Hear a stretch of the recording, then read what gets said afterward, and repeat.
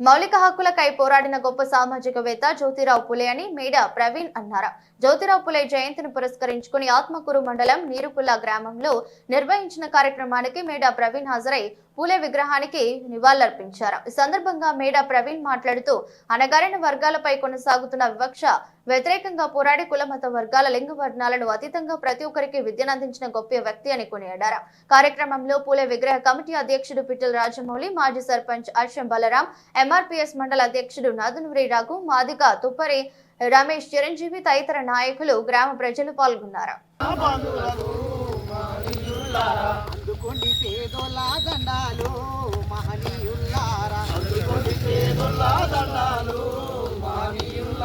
ఉద్యమానికి బడలేసి పొరుబాటకు రాగమై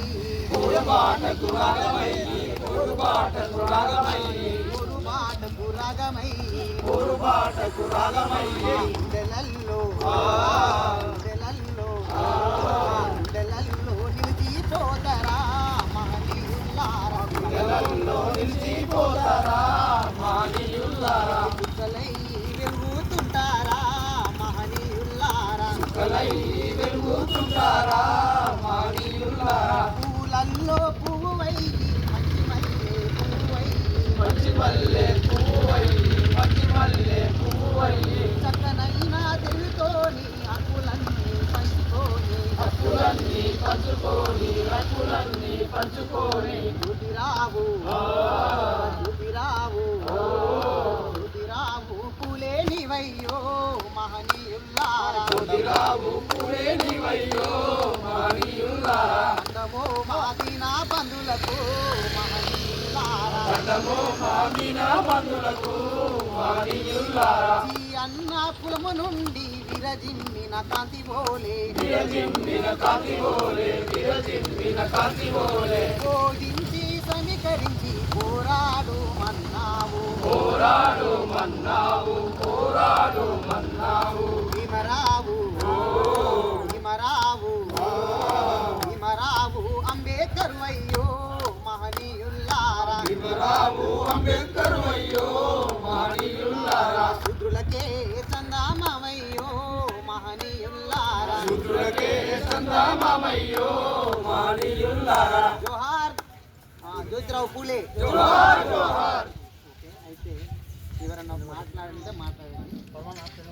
ఇంకోటి ఏంటంటే ఏ ఉద్దేశం అంటే మన మీటింగ్ ఉండాలనుకుంటున్నాను.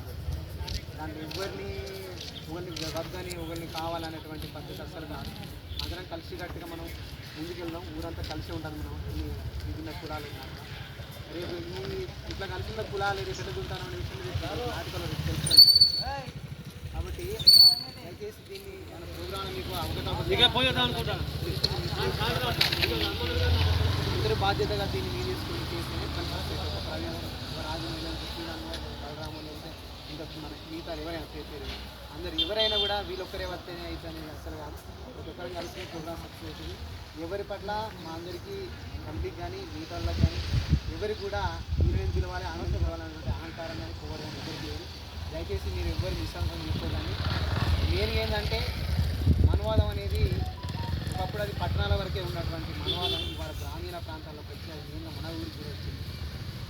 దాన్ని ఎదుర్కోవడం కోసమే ఈ కంపెనీలు వేసుడు, ఈ దండలు వేసుడు, ఇవన్నీ వేసుడు. మనం ఇంకొంటే మన కోసం వాళ్ళ ప్రాణాలు త్యాగం చేసి నా పేరు కోసం చేసేది కాదు, లేదా నా కులం కోసం చేసేది కాదు, లేదు ఇంకోటి కోసం కాదు. నా మీద చాలా విమర్శలు లేబడుతున్నాను. ఎందుకోసం అంటే విమర్శలు పట్టించుకుంటే మనలో ఉన్న తెలివి వస్తాను తెలియని అర్థం చేసుకుంటున్నాను. ఈ తెలివి గొప్పతనం అనేది మనలో ఉంటే దాని చైతన్యం చేయాల్సిన అవసరం కూడా మాట్లాడుతున్నాను. వాళ్ళందరూ నాకు బాధ్యత లేదు, వాళ్ళందరూ కోసం వాళ్ళకున్న చైతన్యం అట్లాంటిది నాకున్నది ఒకటే ఒక ఉమ్మడి నష్టం ఏంటంటే మనవాదాన్ని